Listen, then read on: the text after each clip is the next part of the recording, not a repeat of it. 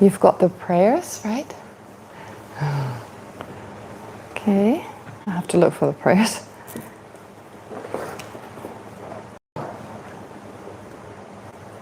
Just a sec. I'll have it in a second. Oh yeah. All right.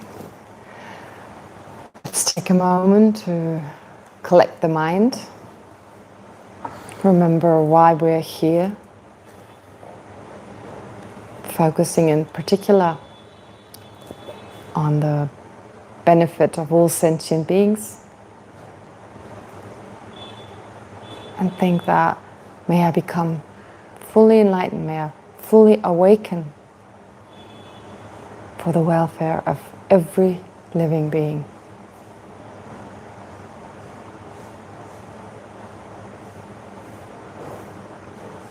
So with this in mind, let's recite the prayers. Until I reach enlightenment, I take refuge in the Buddha, the Dharma, and the Supreme Assembly.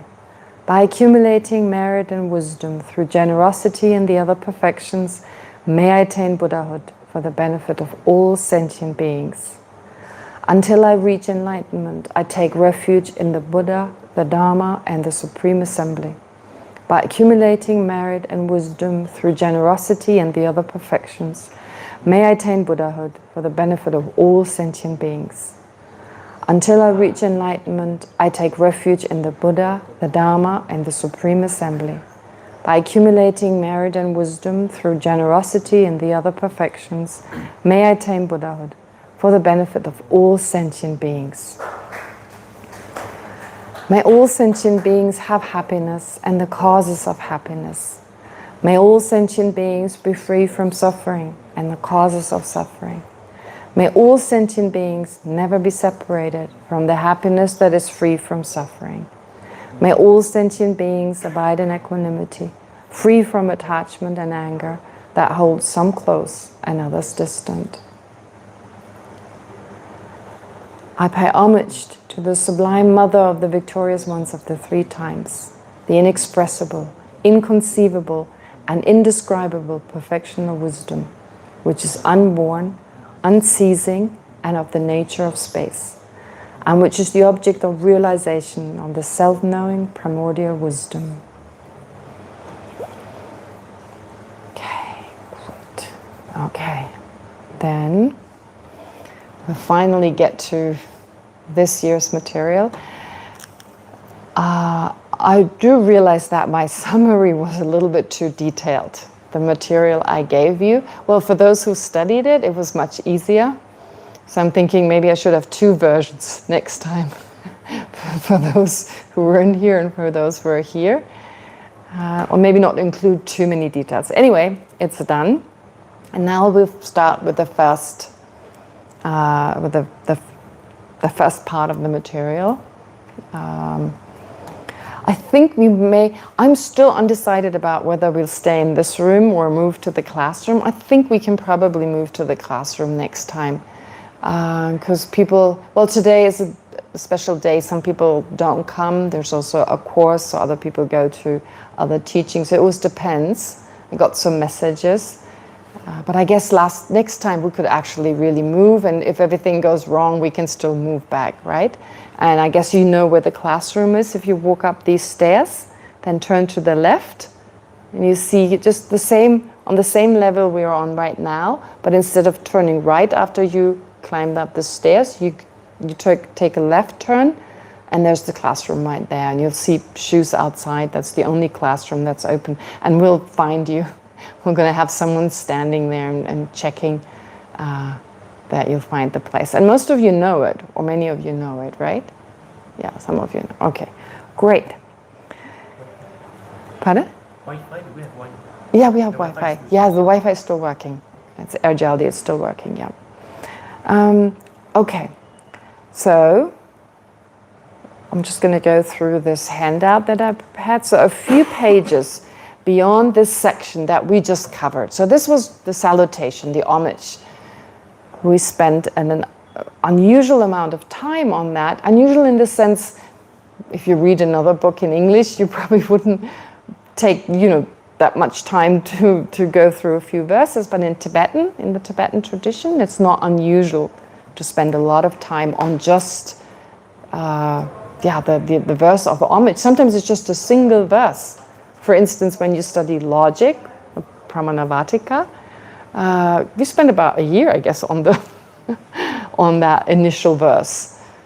A year maybe exaggerated, but pretty long. It felt like a really long time. Or when you study, for instance, Maitreya's Ornament for Clear Realizations, which is basically the study of the Perfection of Wisdom Sutras. We are also studying the Perfection of Wisdom Sutras here, which is one of the most important teachings the Buddha gave.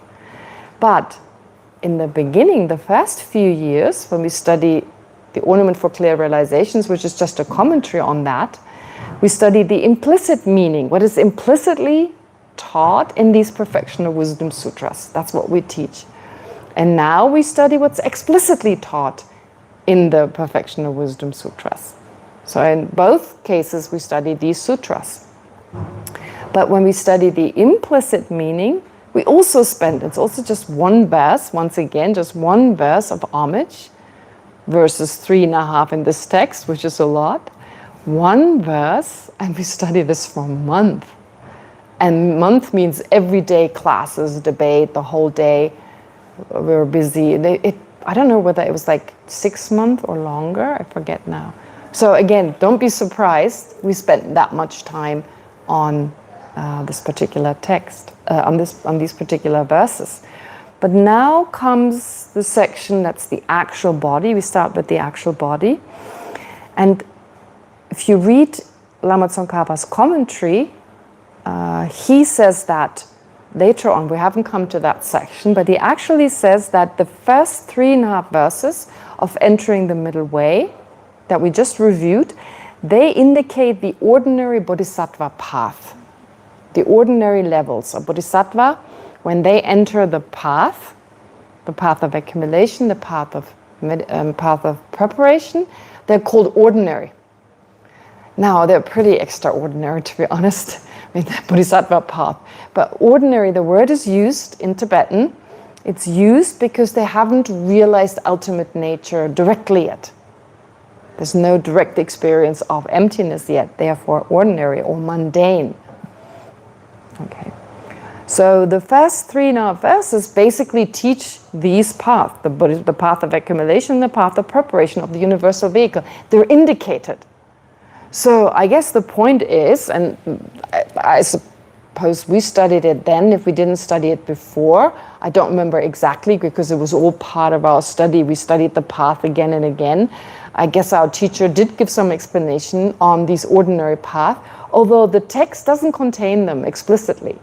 So I'm going to go through them quickly, just to give you a sense what exactly happens when you enter the bodhisattva path.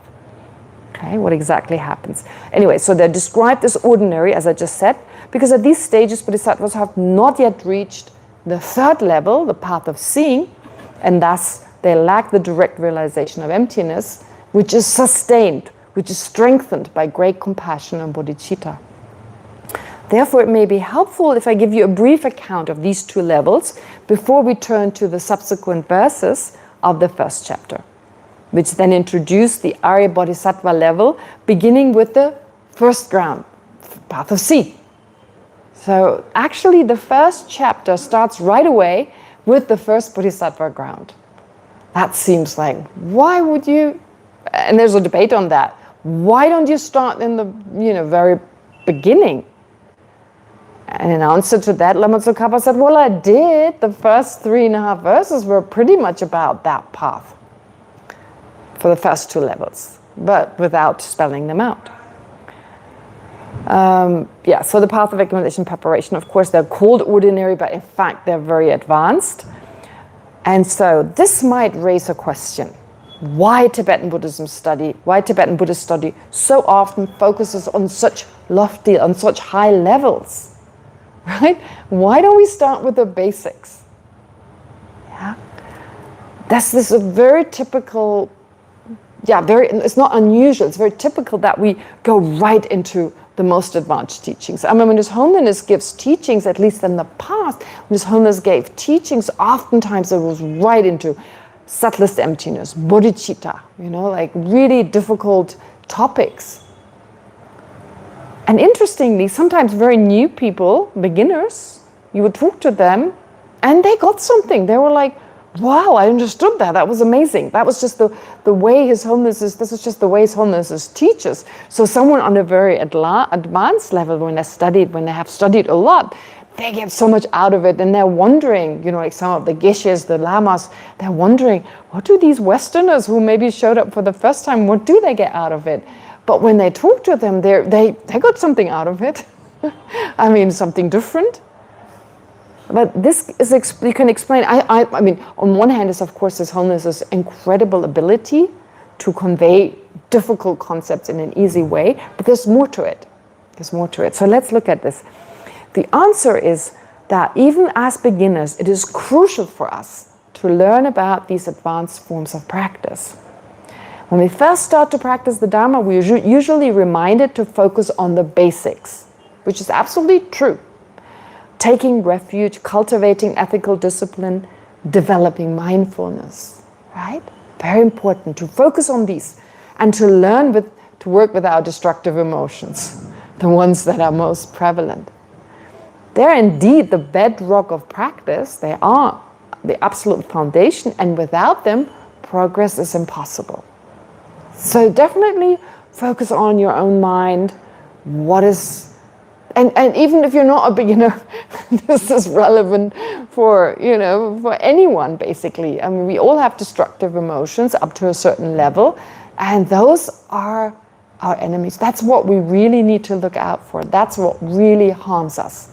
It's not others, it's not the government, it's not the president of this and that country. It's mainly our own destructive emotions, which is beautiful. Because you can't change the president, but you can change your own mind. That's so amazing.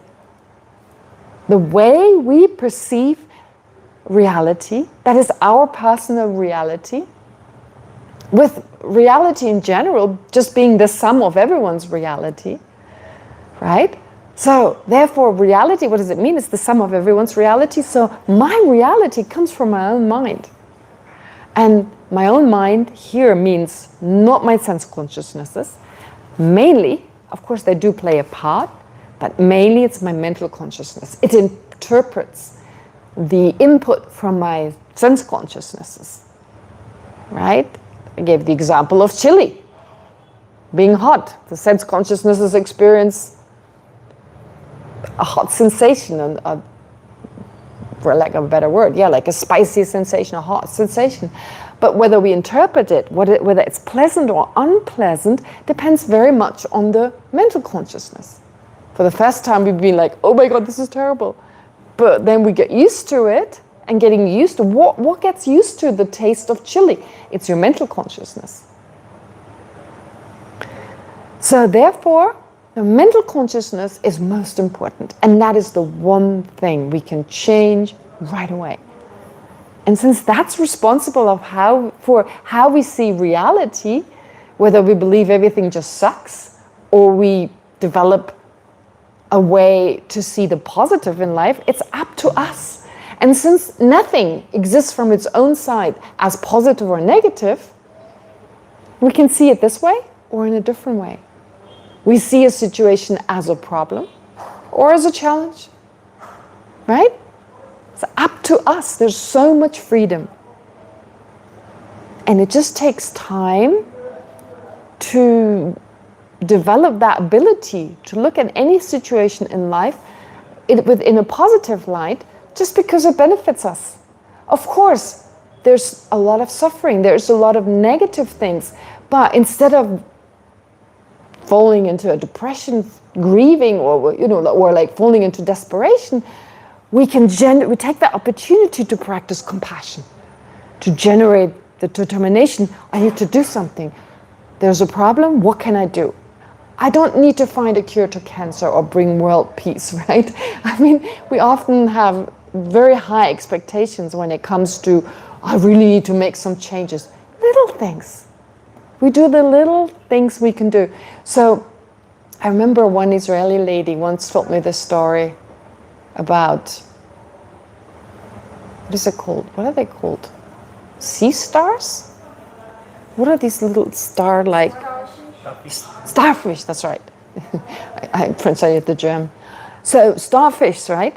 She told me the story of like two people and on the beach, and there are all these starfish kind of stranded at the beach, right? There's I don't know, they were swept onto the beach, and they couldn't get out into the sea, and somehow they were drying up.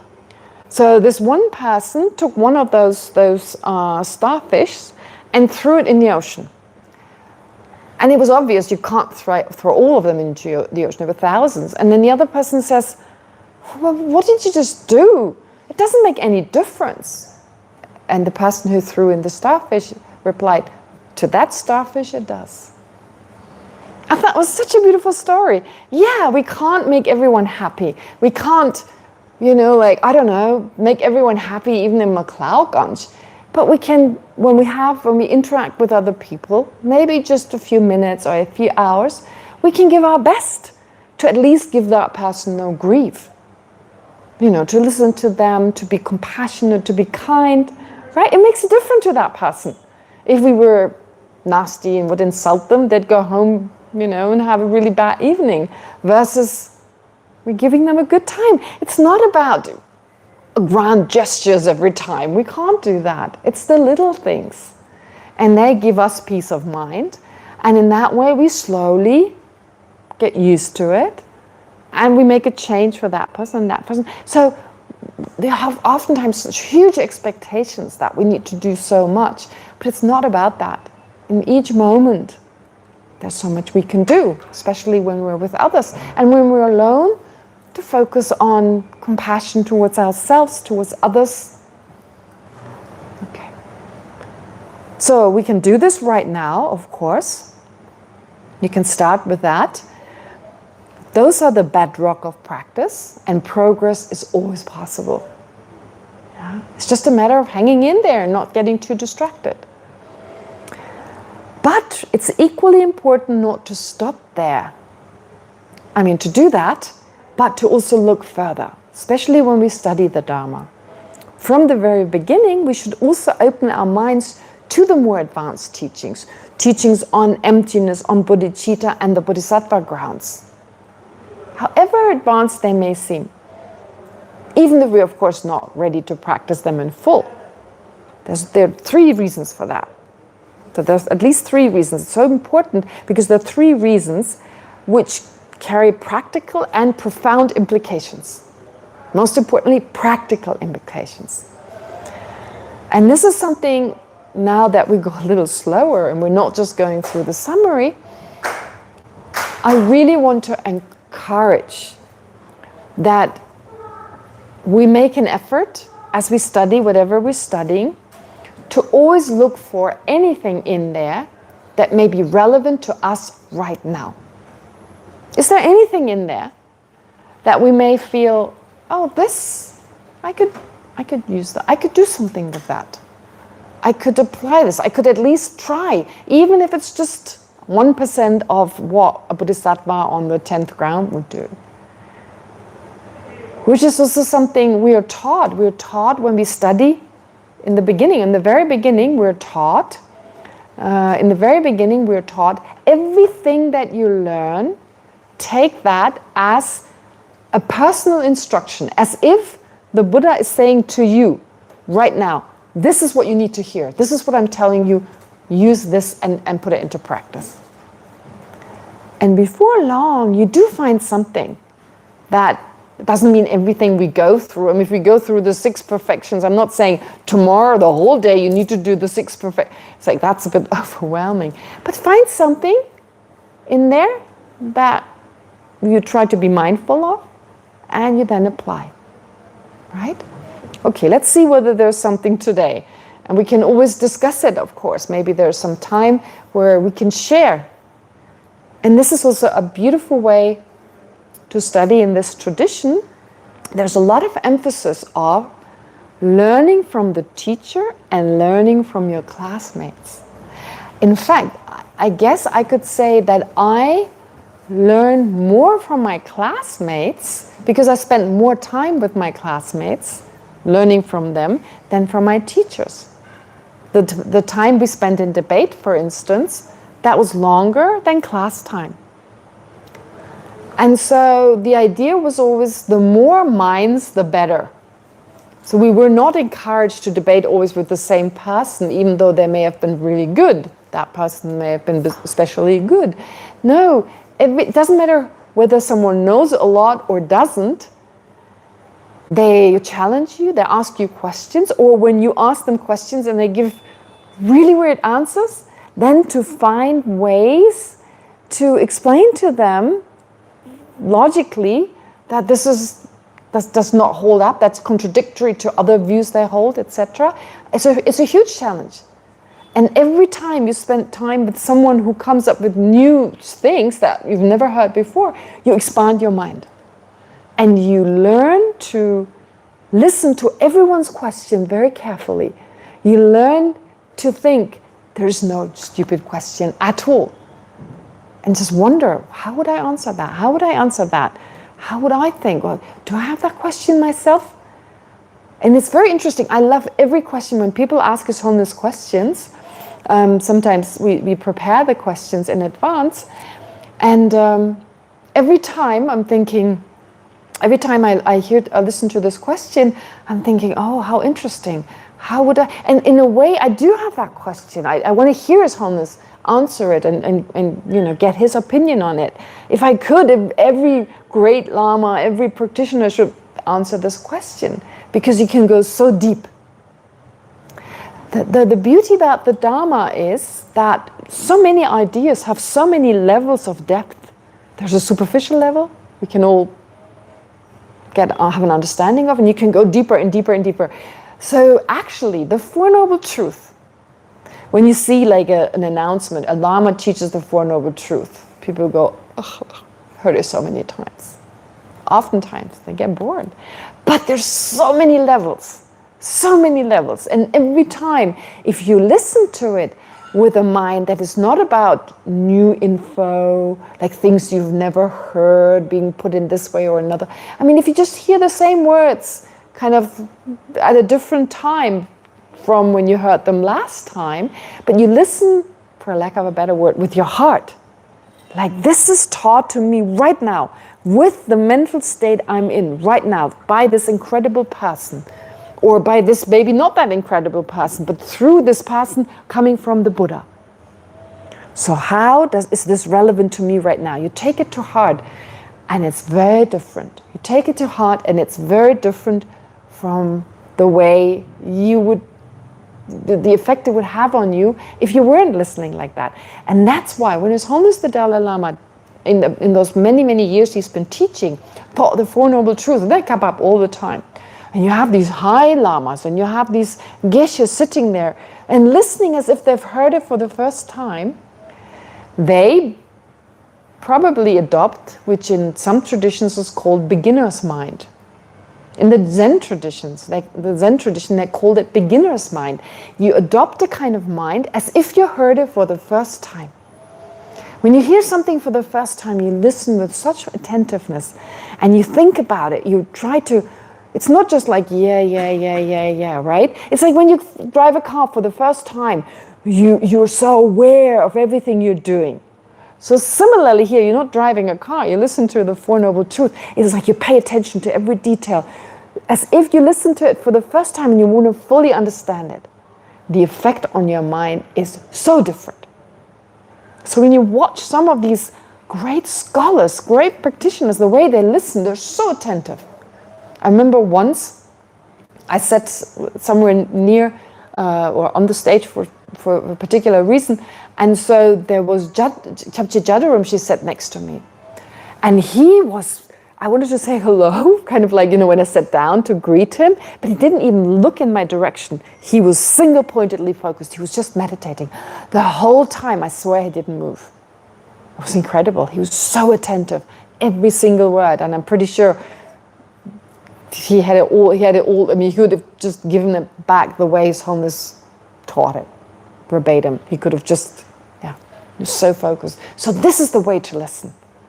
Not like, I listen to that I want to get entertained, I want to hear something else. I mean, we are used to getting entertained, right? But there's a way to listen that is so beautiful. You open your heart. I don't know how to, I mean, it's not really literally your heart, right? It's like you're opening your more emotional mind, for lack of a better word. Not that intellectual level, but a deeper level, which you can, in particular, when the teachings, you've listened to them before, you understand them anyway. I mean, it's not like you have to think so much about what is the truth of the past. You don't have to think about it too much. You understand the basic idea, but now you take it to a different level. And that's how you progress. That's how you progress. You go deeper and deeper, your understanding goes deeper and deeper and deeper. And your mind changes profoundly. In such a way that when a problem arises, at some point, well, just another challenge. You may feel miserable for an hour or two, but you become very resilient. You pop right back. It's amazing what it does to your mind. Yeah? And that's all we need. I'm not talking about the goal is Buddhahood, of course, but in the meantime, we take these baby steps and it's impossible not to progress. We can do that. We can all do it at all times.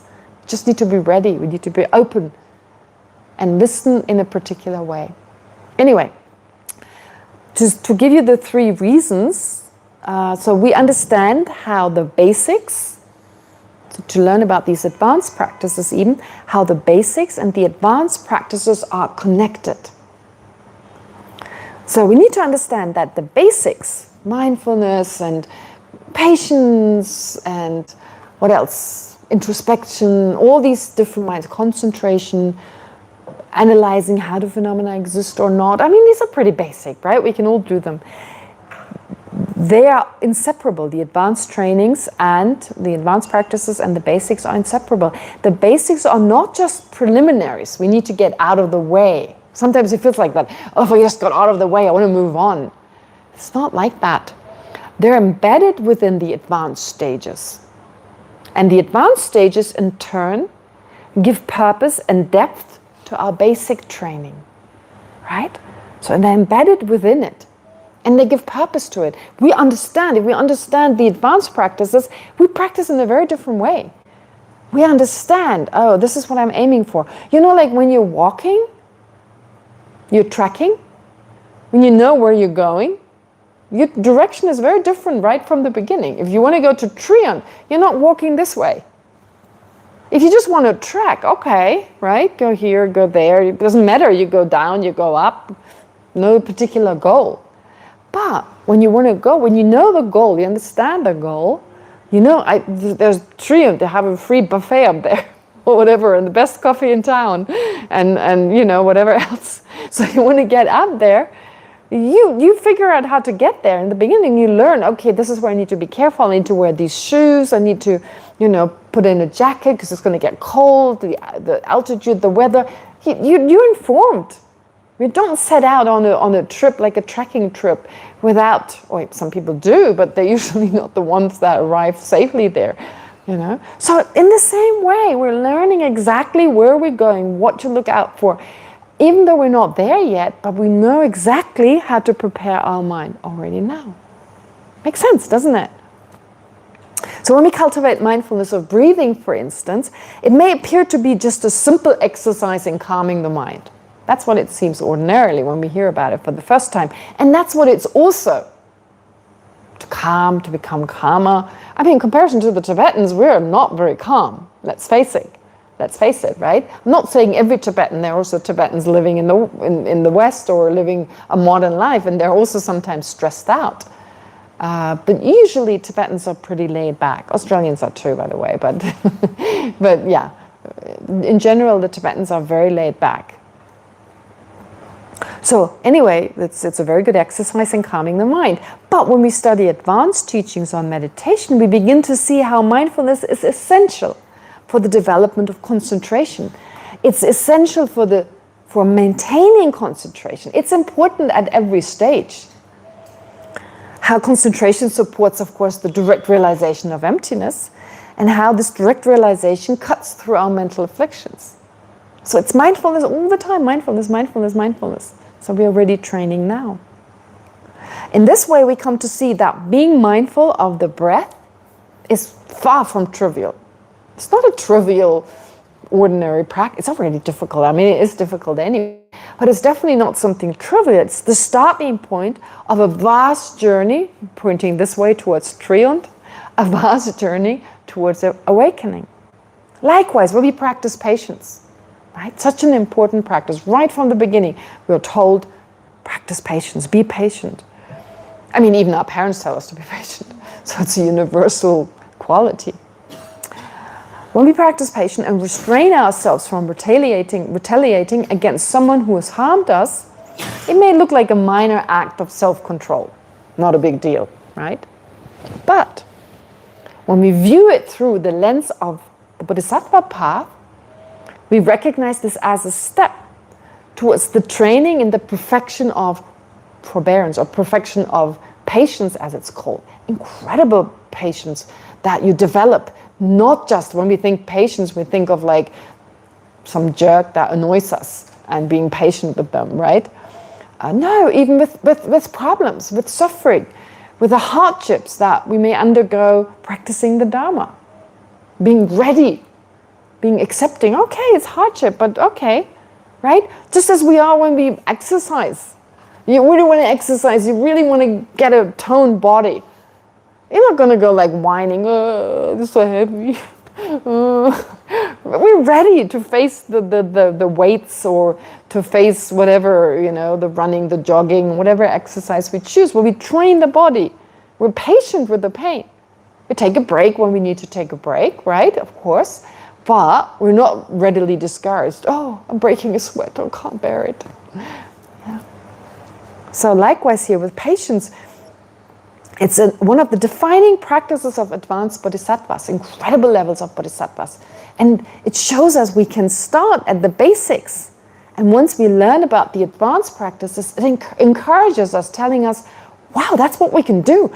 My mind can do that. It seems so messy and it seems to be so uncontrolled right now, which it is. But this is what I can do. The sky is the limit, basically. Right? I mean, we can be patient with every living being, and there are endless living beings, so the sky is the limit in that sense. We can generate endless compassion for all sentient beings, and they're limitless sentient beings. There's no limit to compassion. Compassion can grow limitlessly. That's why if you have, or love for that matter, that's why if you have one child and a second child, it's not like you love 150%. The first one gets 100% of your love, and the second gets 50-50. And then you've got 4 children, they only get 25%, and then it spreads thinner and thinner and thinner. No, love grows. Like the more people you can, if you have 20 children, you can love all these children. But that's just biological love, as His Holiness the Dalai Lama would call it. Something we are born with, we innately have. But then it's the one we can develop through our practice. And that is amazing. It can include every living being. You can have that incredible love for every living being. Right? We can all develop that. You cannot be angry with every living being, funnily enough. You can't. I mean, you can have that idea, I hate everyone, but you don't literally hate everyone. If I hate one of you here in this class, and yesterday I hated someone else, I have to let go of the first hatred. I'm too busy hating just that one person, right? It's exhausting. It's exhausting. And I know some people who are very angry, like very angry people who have a bit of an issue with other people, when they have a problem with one person, they try to fix the problem they have with the other one. I'm thinking of my neighbor. Like, we have a neighbor at home. She's an elderly lady. She's always lived alone, and she gets easily upset. So she fights with her neighbors. But when she's got trouble with this neighbor, she usually tries to get along with the other one, because it's overwhelming, all that trouble she has. So she gets along with when my sister moved there, she lives next to my mom, so she got into trouble with my sister. So she patched things up with the other neighbor because now it was my sister. It's fascinating. When I watched her, and the other people around, they told us, I was with my mom during COVID, and I was like, but wasn't she in trouble? Weren't you fighting? And she's like, no. They're like, yeah, now she patched things up with that. Now it's your sister. And I thought, oh, that's so interesting, because it's so tiring to fight with people. It's exhausting. So you try to keep the numbers down.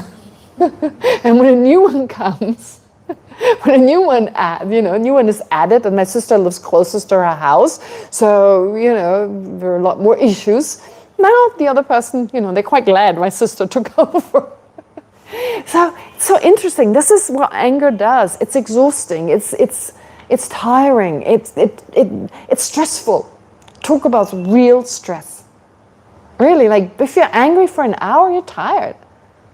Right? If you're angry for you're so exhausted. You may not even fall asleep, that's the problem. But even before that, you're just tired. Whereas love and compassion gives you strength, gives you more energy, and it can expand endlessly. We need to understand that. And we all have the potential to develop that kind of love. However small our love and compassion are right now. But when we learn about them, it really inspires us to not stop here, not stop where we are right now, but to really work towards it, right? Anyway, understanding, therefore, mindfulness, all the way it can go. And if other people can do it, there's no reason we can't do it. There simply is no reason we cannot do it. We need to recognize there's not much of a difference between us. On a deeper level, it may sound a little weird to say, but we're not that different from His Holiness. It feels very different. But we have the same basic mind, the same capacity.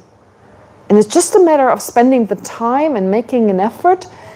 It doesn't mean we have to stop doing what we're doing right now in terms of working and, eating and so forth. It's not like you have to cut your hair and put on a different color and a different uniform. No, you can live your life as before. It's just a matter of slightly changing your attitude, being more mindful and so forth. Okay. So, without this wider perspective, therefore, we risk shrinking Buddhism into a collection of isolated techniques. These techniques that we were practicing in the beginning.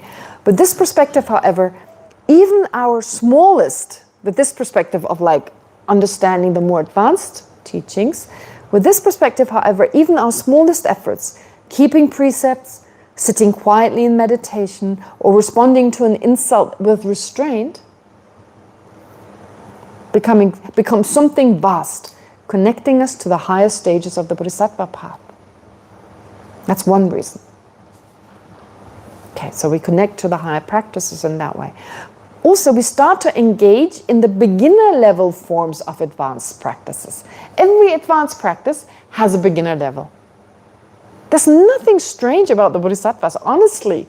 When you learn about it, it's not that hard to understand, and we have these baby levels of everything we learn. Bodhicitta, come on. We do the prayer. It's fake, okay? It's not actual bodhicitta, but it's the closest fake version to the real thing. It's pretty close to it. We don't really feel it yet, but this is how we develop it. Also, most advanced practices have accessible entry points that we can already apply in our daily lives. This is true even for profound practices such as bodhicitta and emptiness. In the case of the awakening mind, so bodhicitta, which is the sincere aspiration to attain enlightenment for the benefit of all sentient beings, may of course feel very overwhelming. Oh gosh, all sentient beings? Yet even at the beginning we can start by faking it until we make it. A lot of the times, look, what is ballet, for instance? I had to do ballet when I was a kid. My mom couldn't do it, so I had to do it. And I was so bad at it. I always had to dance in the back. Ballet is me and ballet, they're contradictory. And I guess I faked it until the end of it. But there was a girl who was really good. She became really good. I stopped doing it. When I was 10, I was like, no. I had to start at 5 and I stopped it at 10. But this girl, she became so good at it. It was fake. We started off the same way. I still have this video. I was a snowflake. My shoulders were like up like that. I was a snowball. I wasn't a snowflake. It's this funny video. Actually, I missed everyone. The snowflakes in front of me, I was too slow. So they were all like, in unison. And then it was me. It's my favorite video in black and white for my family. Anyway, and then it was once I was a star, but I had to be totally in the back so no one could see me. Remember that. But my friend was not like that. She was the main, like you have these kind of performances, and she was the main character. So we started off the same way. We were clumsy and everything. She was fake. It was fake. I was fake. I kept being fake, but she made it. So I'm always thinking of her, which like, I just hated it. I didn't like it. I thought it was not cool enough and stuff. But she loved it. And again, like I said, so we start off faking it until we make it. Because there's nothing that doesn't become easier through familiarity. Yeah. So we meditate on bodhicitta. Every morning we generate this mind. We give our best every time. And if we keep doing this, there's a change. Right? Just those few minutes. And maybe throughout the day. You try and remember. Right? You try and remember. So we can meditate on bodhicitta, even if it feels artificial at first. We can dedicate our practice to others' welfare. In the evening, whatever positive stuff I did, whatever good I did, I dedicate it to the benefit of all sentient beings. May this for me to become a cause, to become this incredible being that when I just walk into a room, people feel better. Remember I mentioned that we just talked about it today, like having audiences with His Holiness. Just recently, I had an audience with His Holiness with my mom. And I was busy with my mom. Just an ordinary, like where everyone goes to, you just have a short moment. And I was so busy with my mom, with the kata and her, like not getting lost somewhere. And then I wasn't really mentally prepared enough. And His Holiness looked me in the eye and I was like, woom. I got that woom, it was like, woo, crying. I was so overwhelmed. And then there's my mom, woom, and she's like, oh, what just happened? She couldn't deal. She was like, so overwhelmed by what His Holiness did to her. Literally, His Holiness did like this to her. And the good thing is someone took a picture in that moment. She's so pleased with that picture. See His Holiness. And it's something she's like, I don't know what just happened. Explain this to me. Oh my God, I did do this to you and you just want to run away, right? See the difference? But I want to be like that. I want to simply look in your eyes and you're overwhelmed and happy and you get a sense, wow, I can do this. That's what the lamas do. You walk into a room and you see people's faces, people go, right? Previously maybe they were fighting for seats or whatever, right? And suddenly, wow. I once had an audience with His Holiness for my dad when His Holiness came to Germany. It was just like a walkthrough. But my dad is in a wheelchair and he can't come to India. Wow, it changed my dad so much. He's not religious.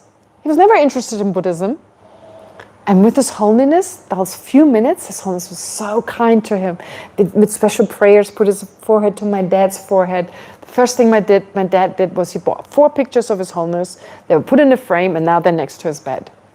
Every morning he sees His Holiness. This is my dad, who's never had any interest in the Dharma. And his wife, my stepmom, Dharma, Buddhism, it's like she's very suspicious of people all wearing the same clothes and the same uniform and the same haircut. It's kind of like the Nazis did that too. So why do you have to dress like that? It was always a huge question. And whatever I said, it didn't, right? Everyone wants to be happy, I said. She's like, no, I don't. That was the end of my... Okay, so nothing helped. I gave up at some point, yeah. And then she was with me at the audience. And she was crying. Things changed very much after that. I had no way I could have done it. She listened to His Holiness teachings on emptiness. I was thinking, what is she thinking? And she came back. I was sitting somewhere else, and so when I met her again, she was like, that made so much sense.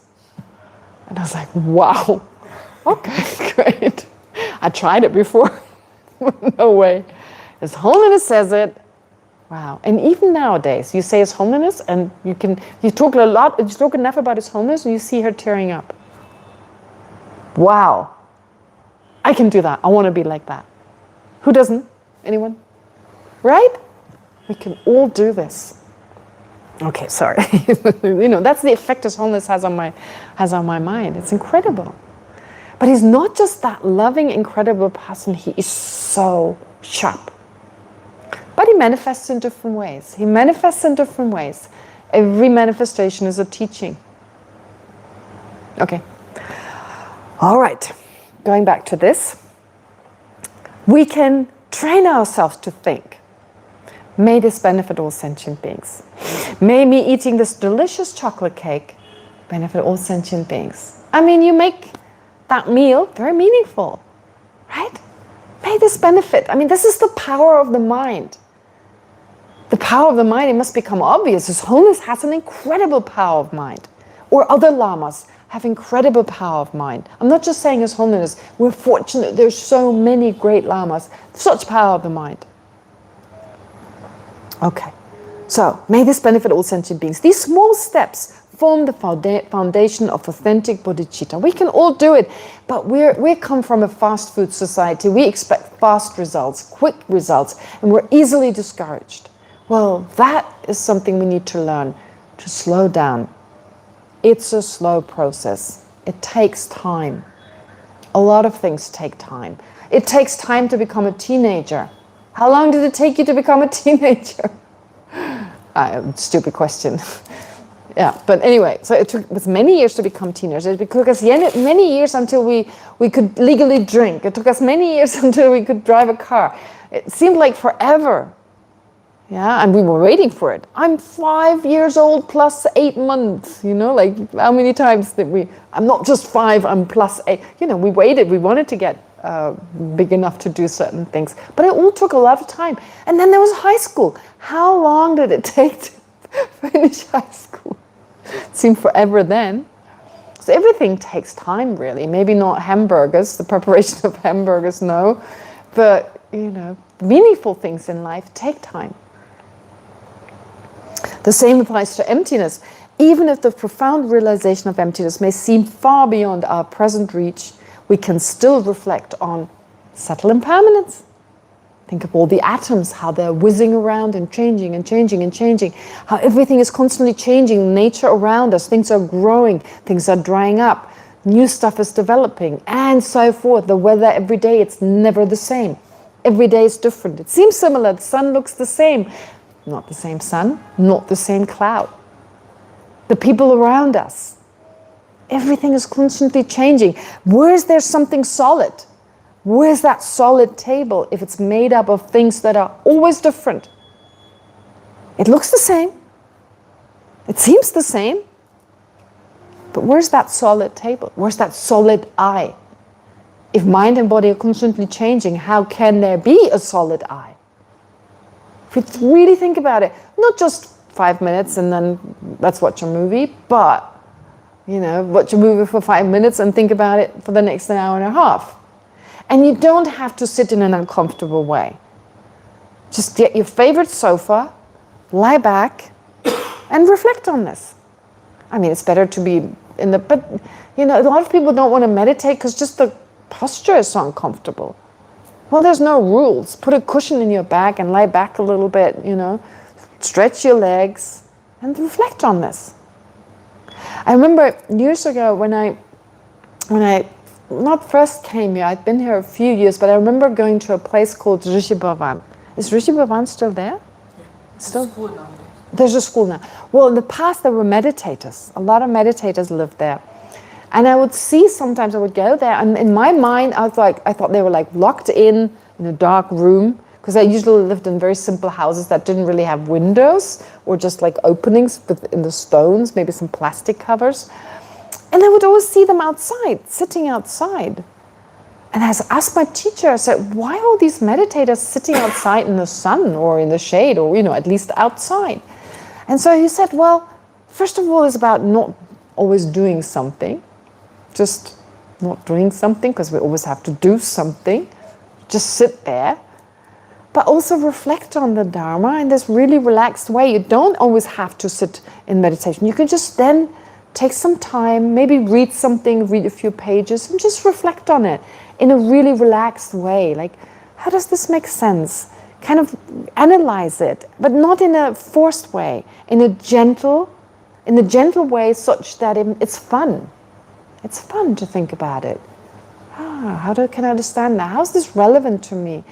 Were there situations in my life, if I applied this idea, I could deal with the situation better? Right? We all have problems, our challenges. So, for instance, you read something, you read a few pages, maybe mind training or anything we're studying here. How can this somehow help me deal with this problem? Right? And our mind is so incredible that it can figure it out if we spend enough time. Okay. Anyway, so even the profound realization of emptiness may seem far beyond our present reach. We can still reflect on subtle impermanence or on the fact that nothing is solid or unchanging, on the unfindability of any phenomenon's essence. I mean, we do this in the beginning when we started to talk about emptiness. Where's the essence of me? What is this essence? Where is that I? And the moment you start searching, it's like, what is exactly the I? I mean, I keep thinking, I need this, I must have, and so forth. So then, where is exactly that I? That's constantly pushing me around, telling me what to do. I need coffee now, I need a shower now, I need this now, I need, I don't know, whatever I need. I constantly need something, and then body and mind are racing to get it. We're constantly on that thought, right? Every day, like, I need this, I don't want this, I hate this. And based on that, our body and mind basically does its thing. But we never question, what is that I? I quote Geshe Kelsang many times when he gave a teaching on exactly that. He said, what we do for that I, I need to do for this I. And it's always like, this I want this, I don't like it, me, they hurt me. It's almost like there's a narrator that's saying the I is hurt, right? Like it's like this, the I was hurt, I was hurt. Something that seems almost like a distance there, like kind of looking at the I and judging what's been happening. But never mind. So the point is that we're slaves to our own I. And as Geshe puts it, if we were to do what we do for the I for someone else without payment, how long would we be able to do it? 2 weeks? Right? If there's this constantly someone, I need coffee, I need this, I did this, and you'd be like racing to do it. Well, that's what we do on a daily basis. There's always like the thought, I need this, I don't like this. We don't question why I don't like it. We don't question why it hurts us. It's just there. And then we act accordingly. There's nothing wrong with that. I'm just saying, we never question that I. We never investigate. And then if you find out that I actually doesn't exist, what a huge change, right? It's usually when we get angry, in particular when we get upset, it's a projected I. Of course, that is so hard to understand. We've definitely spent some time on thinking about it. It's so difficult. But others understood it. So, of course, for certain, we can understand it. It just takes time. But we can start off with let's look for it, to spend some time. When you feel hurt, where's the I that feels hurt? Like sometimes we sit in our rooms and we're like going over and over and over the hurt. And then where's that I? Where's it exactly? Where's the hurt I? And not finding it, it feels like, okay. Couldn't find anything else really hurt. So it's almost like it takes takes out this force, that is there an expression, takes out the wind in the sail? Do you say that in English? What is the expression? Taking the wind out of the sail. Yeah, it's almost like before it was like, so real, and I'm so upset and resentful and whatever. And then it's like, what is that I that's actually feeling that? Ooh. And so, it's like that force is suddenly gone. What is hurt? What is exactly hurt? Point at it. Not this. My feeling, where's that feeling? Where exactly? Just that sometimes helps. It's such a little thing. We just need to control the mind in that moment, not to go back, what they said and how dare they said and, and so forth. Okay, so on the unfindability of any phenomenon's essence and on dependent arising, how all things come into being through causes, conditions, all things, yeah, so everything impermanent comes into existence through causes, conditions, parts, and mental designation, mental thoughts. Thoughts create reality. Our thoughts create reality. It's a challenge, it's a problem. There's a very famous TED Talk, I shared that with some of you before, where this lady from Harvard talks about this experiment they did. 2 people, 2 groups, over an extended period of time, had to undergo the same stressful work, same stressful tasks. And one group was told, this stress is really bad for you. It harms your heart, it harms your whatever, blood pressure and so forth. The other group was told, these are special exercises, they're really good for you. They're made to give you more energy and so forth. They were explained in incredibly sophisticated ways. And of course, people believed that. And of course, the one group felt exhausted. They couldn't go on. They were like so sick and so forth. The other group was like, we want more, we want more. Same thing. You see, it's just a matter of the mind. And just recently, I mentioned it last time, the hypnosis. It's so fascinating. Not everyone can be hypnotized. It depends probably also on your strength of mind and how easily you're influenced or not. But for those who can be hypnotized, I'm always wondering whether I can, but I don't want to find out. Like people being hypnotized, the things are suggested, like the one example, we watched something yesterday about these 2 girls, they're being hypnotized and they start eating the hottest peppers. First, they're like, before they're being hypnotized, they eat these super hot peppers, so they're totally hot. And then the guy kind of touches their arm and says, now it's not hot, there's no pain, it's just an illusion or whatever he says. It's going to be fruity and delicious. And they're like, and they keep eating the whole thing. Right? Incredible. So this was not physical. He did not do anything to their nerves. And so, he held their hand, but, just to make that connection. But it was all mental. See the power of the mind. You can have another person. I wonder whether you can get like your taste of bodhicitta now. Get a guy like, okay, now you have this incredible love and compassion for all sentient beings. I would want to try that. Just to know what it feels like. I'm probably going to wake up from that again. I wonder whether that's possible.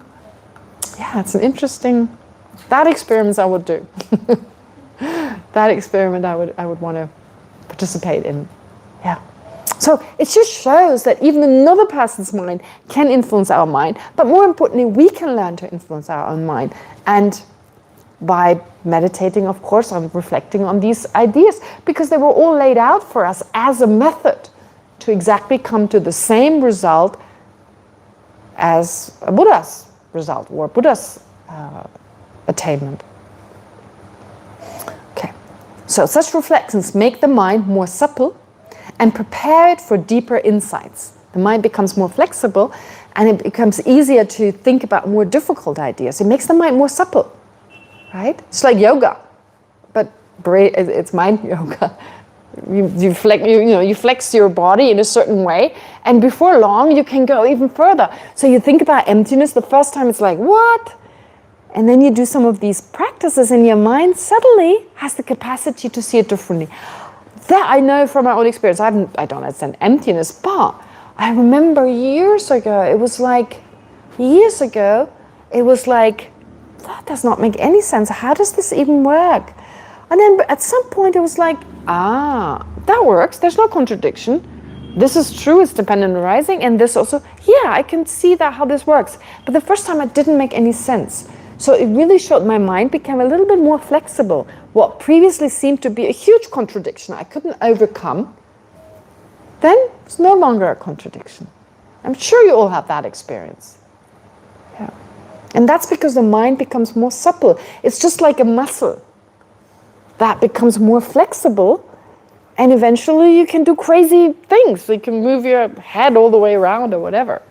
Not that that's important, but just as an example. Therefore, by exploring the advanced forms of practice, we gain insight into what our basic practices really mean. This adds clarity, purpose, and confidence to our practice. Right? It's not just like a task we have to do now, practicing. helping us avoid blind routine. Very important. Don't make it every time. It should be like you're doing it for the first time.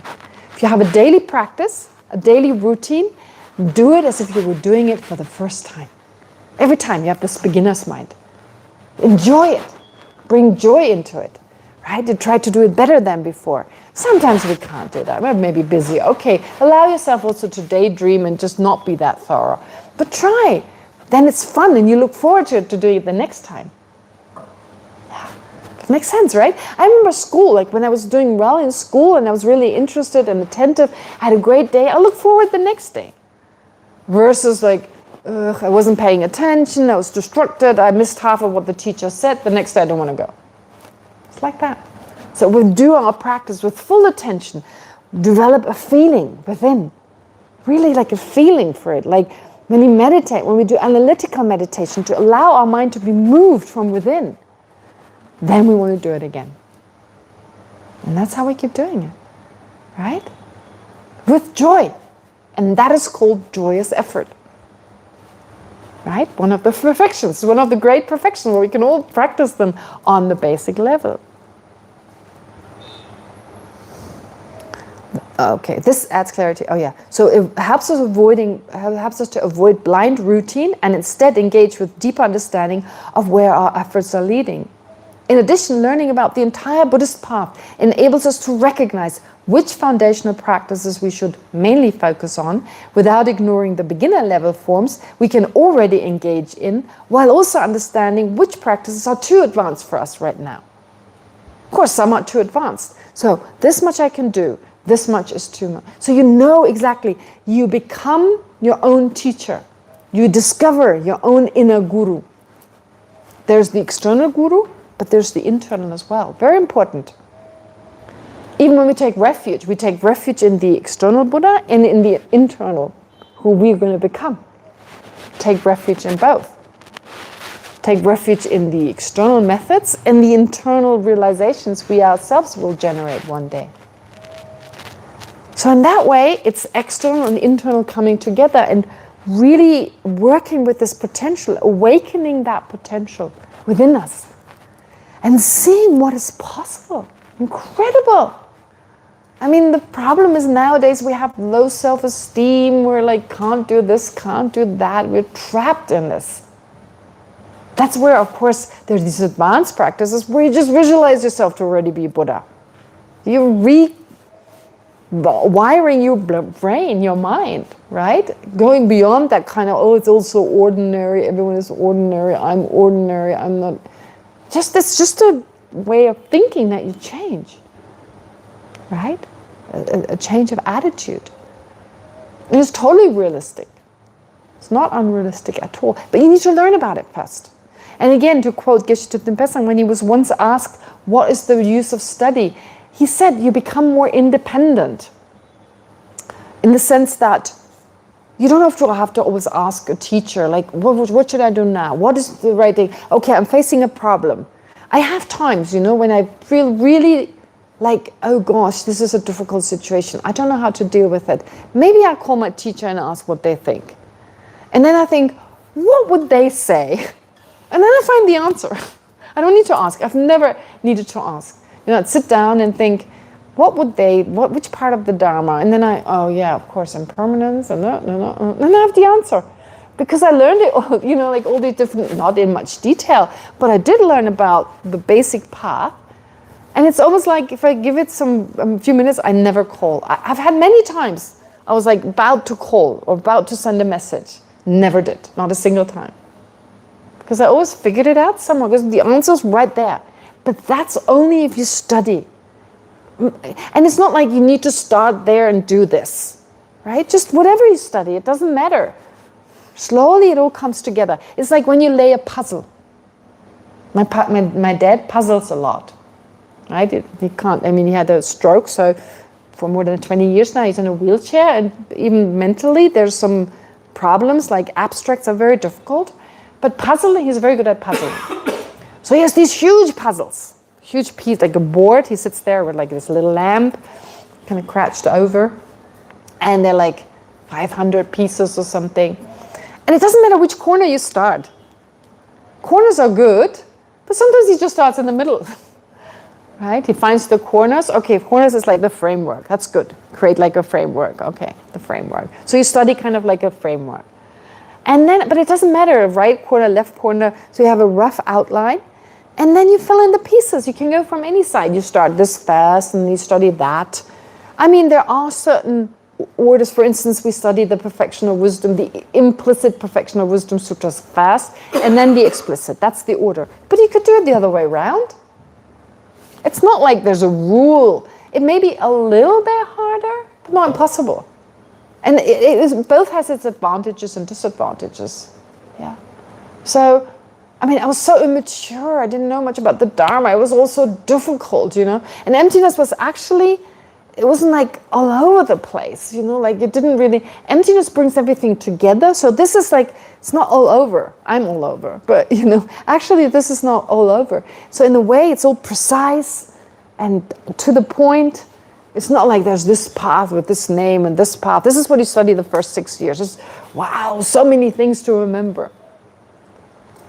And in a way, I think if I had studied this fast, had the joy and that precision and so forth, maybe the other part would have been easier. I don't know. So again, I don't think it needs to be like that. And if you feel like, oh, but I started with something else and so now I'm actually on the wrong, don't worry about it. It's like a puzzle. You can start any time.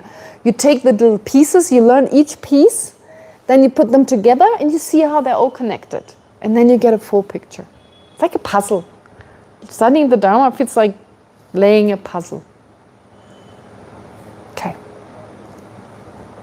So that's the second reason. So the first reason, just to summarize it, the first reason was understanding that the most basic practices are connected to the advanced ones. The second one is understanding that many advanced techniques have basic versions, right? So usually we think mindfulness is the total basic, refuge is a basic. Okay, but these practices have very advanced forms as well. There's advanced refuge, there's advanced mindfulness. We definitely would say emptiness and bodhicitta are not advanced, are not basic. No, they're not basic. But there are versions of them that we can do on a basic level in preparation. And once we learn the entire path, we know what we can do now. So, 2 reasons. Then we create karmic connections. Even merely hearing, reading, or reflecting on advanced teachings creates karmic imprints or karmic potential in our mind stream. This is something very subtle, of course, and difficult to understand. But it's like sometimes, like the first time when you listen to a teaching, which was maybe very, very difficult, the second time was already a little easier. And that's because something was left in your mind. Your mind has slightly changed, and that is called an imprint. Don't think of it like a bowl, like a golf ball indentation, like an imprint. That's just the analogy, really. Like when you imprint in the snow, when you step into the snow, something is left in the snow. That's why we call it an imprint, in the sand or the snow. But really what it means is every time we do something, it leaves something behind in our mind. Our mind is slightly different to before. And over time, that leads to different experiences. A negative thought, of course, leads something in the mind. A negative thought that goes as far as triggering a harmful action. It changes our mind in such a way that in the future we may have similar experiences. Because our experiences are totally subjective. They come from the mind. And so whatever we feed into the mind comes out of the mind. You know, it's like if you eat garlic, you'll smell like of garlic. Right? Whatever you put into your body, it goes out of your body. Yeah, I know in Germany sometimes there are people from different areas of the world and they smell very different. And even in the beginning, when I came here, it was very interesting. Like I would walk on the street, and I could almost close my eyes when someone was walking in front of me. I could almost smell where they were from, or what was their nationality. In the sense, Indian, Tibetan, and Westerners. Indian, I'm talking about the Gadi people here who kept goats, right? So it was not what they ate. It wasn't really what they ate, but it was just spending time around goats or maybe drinking goat milk. The Tibetans always smelled of butter. The Tibetans always smelled of butter. And Westerners had just a different, maybe some perfume or sweat or whatever, because they were trekking or whatever, you know, they had like so there was different smells. Or Indians sometimes like onions, if they ate a lot of raw onions, and now I like them a lot, but in the beginning I didn't. So I could sometimes smell someone eating raw onions, right? And I spent some time in Japan, and Japanese didn't like our smell. They said we smelled of butter. And I happen to eat a lot of butter, so I definitely smelled of butter. But the smell of butter tea is again different. So people have a different smell. I'm just saying, everyone has a different smell, depending on also what they eat, the kind of diet they... So similarly here, whatever thoughts we have, there's a certain something, we experience different things. And it doesn't happen immediately. So what we put in our mind comes out of our mind in that sense. So in the sense that it seems like these external experiences, but they're actually expressions of our own mind. And they ripen at different times. Does that make sense? So to look at karma in that way, that it's really just actions that change our mind and that then express themselves in the form of experiences we have. And what's so interesting, when you have 10 people and they experience something together, when you ask them, some say that was amazing, that was beautiful. And the next person says that was outrageous. So, interesting, right? For one person, that was a negative experience. For another person, it was a positive one. Well, it depends on the mind of that person. It depends on their actions, their thoughts as well, of course, but not just that. It's also, sometimes it's just experienced in a positive way, sometimes negative. You don't have to think about it much. For one person, it's that, and the other one isn't. So, basically karma. Different karmic experiences. Yeah, and the same one thing can be positive or negative for one person, or positive for one person, negative for the other. I'm not saying this is always the case. It can be negative for many people, but then the experience is still uniquely different. It's never exactly the same. How could it? Because they don't have exactly the same mind. Anyway, so this is just a little bit about karma. So merely hearing, reading, or reflecting on advanced teachings creates karmic imprints or karmic potential in our mind stream. These imprints link us to the practices and ensure the possibility of encountering them again in the future. Just as the seed, or just the seeds, do not always ripen immediately, our karmic imprints in relation to the Dharma may bear fruit in future lives. They may draw us into environments where the Dharma is flourishing, where authentic teachers are accessible, right? So, they bear fruit in future lives. So we may be drawn to an environment. I mean, why did we come here? Why did you come to Dharamsala and the rest of your family may still be somewhere else? Why? Right? Why did we have that interest? Well, definitely something in the past. It's very difficult to convince people of the Dharma. I tried that with my friends back home when I first met the Dharma. My very best friend that I spent a lot of time in high school with. Actually, there were like 4 girls I was really close to. They were kind of like my best friends, but one of them was like my very best friend. And so we always had similar views. We liked the same stuff, the same music, the same clothes. You know, we were so close. And when I came back, I was like, oh, I'm going to talk to her. She's going to love the Dharma. Maybe she'll come with me here. No way. She was like, I don't know what you're talking about. It kind of sounds nice, but it doesn't make any sense to me. That was the first time or the first time I remember at least, that she was on a totally different, it just had nothing to do with her life. And ever since that time, I've learned, first of all, it doesn't make sense to spread the Dharma, as in like go out and watch, stop people on the streets and say, by the way, have you heard the Four Noble Truths? It actually happened to me once. I walked in Germany and I wanted to know where the library was. And I saw this elderly lady. I thought, maybe she reads a lot, so maybe she knows. So I said, excuse me. And she's like, no.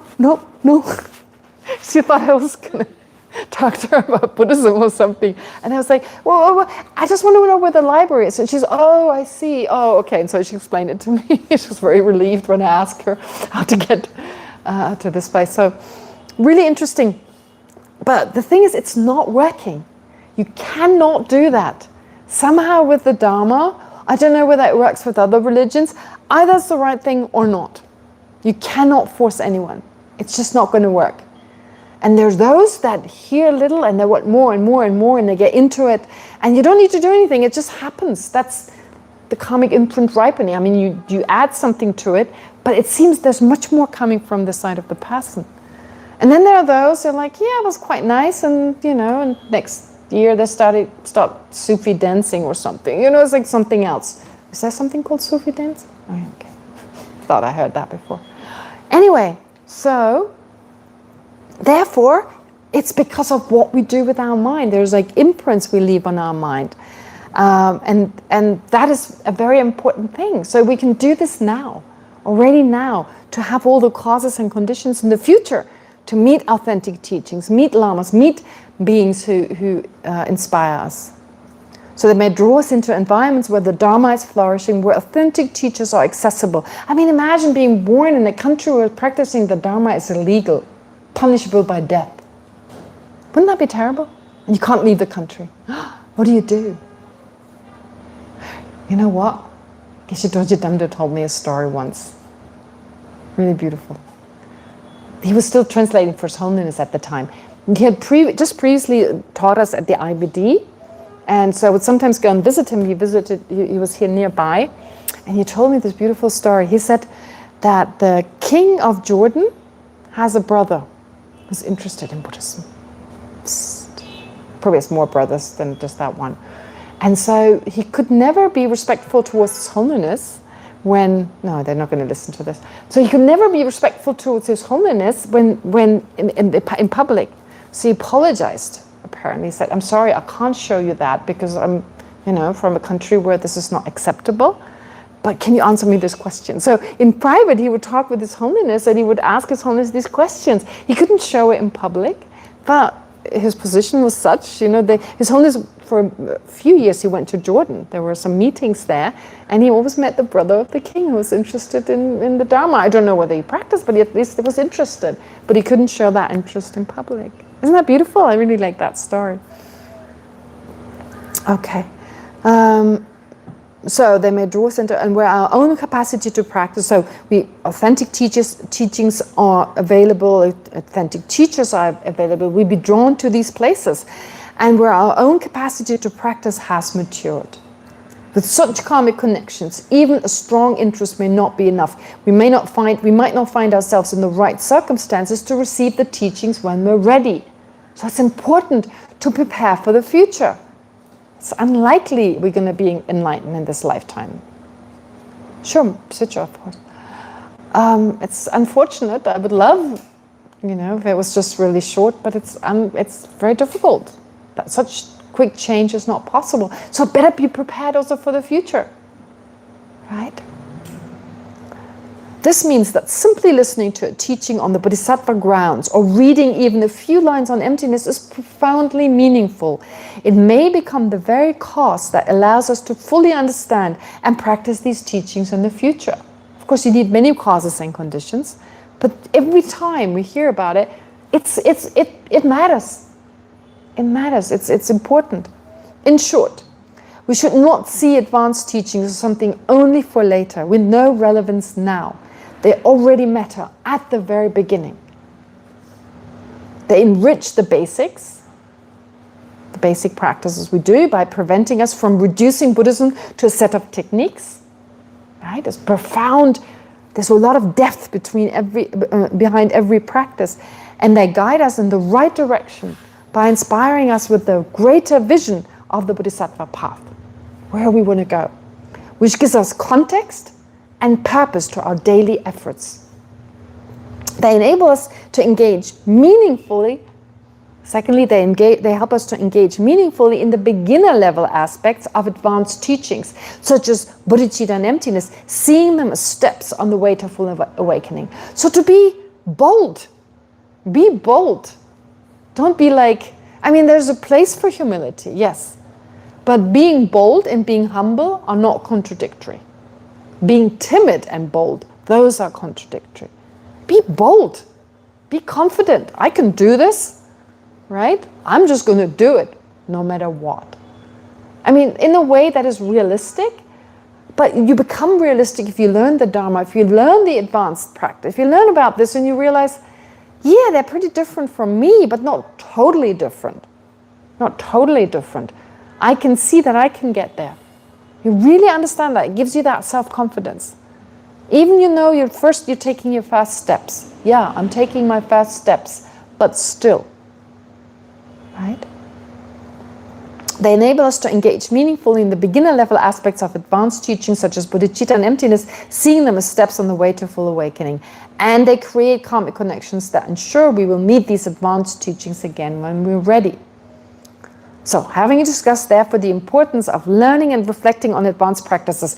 So, hopefully with this, it was a little extensive. I hope it was not too extensive, but it was a lot of details.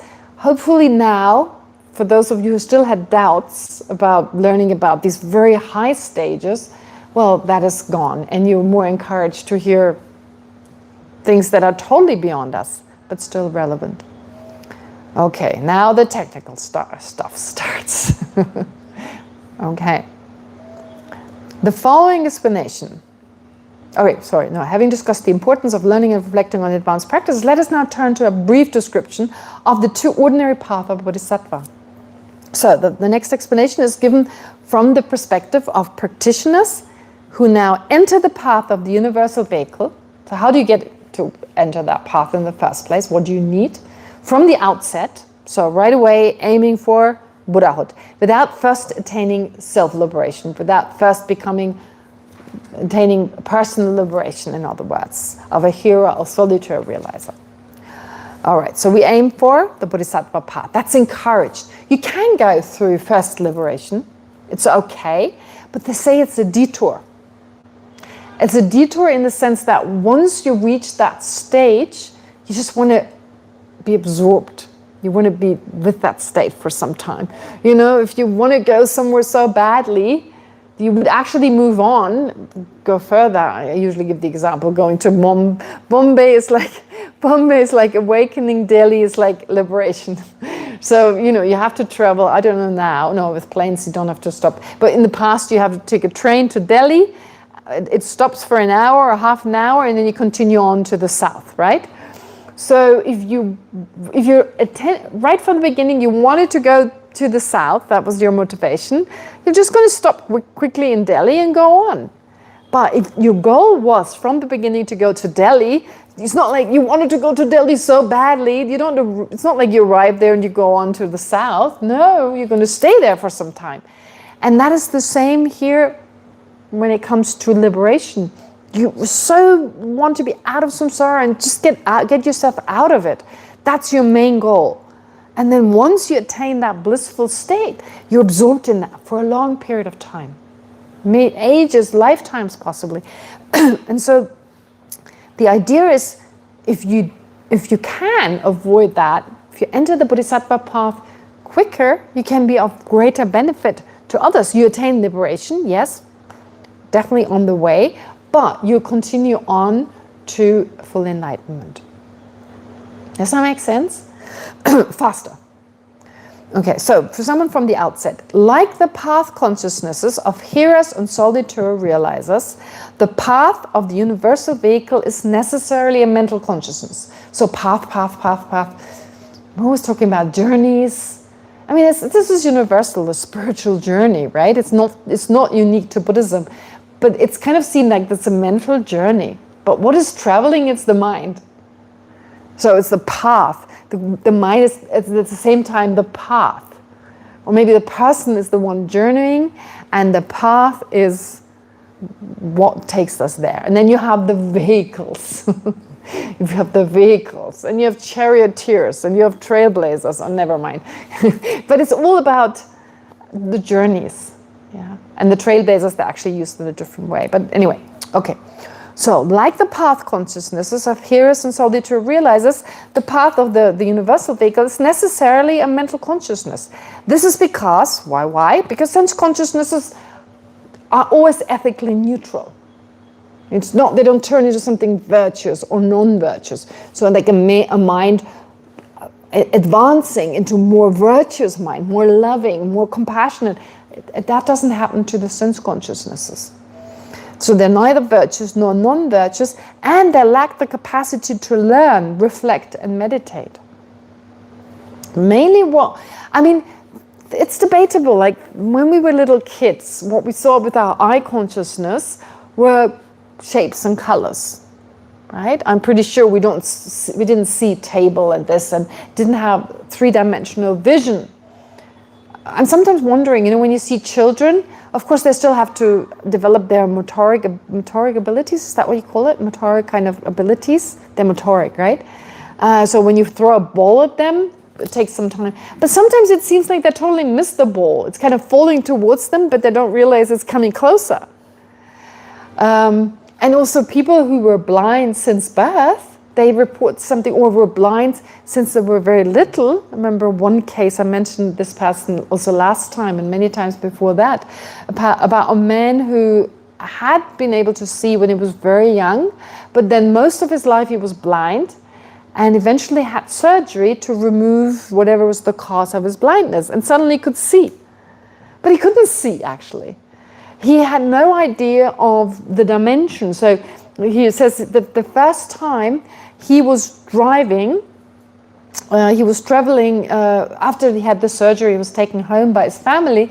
He was driving next to his home on a highway and saw this, it's not a billboard, it's like a sign where it tells you where to go. And they're usually on highways, they're above, so you can see them from afar. And he was thinking something is coming towards him. And he was like, something is coming there, right? And we know it's in terms of the distance where it is located, we know we're just going to go below it, we go underneath it, but it's not going to hit us. But that's what he hadn't learned. However, I don't think that was his eye consciousness learning, it was his mental consciousness interpreting.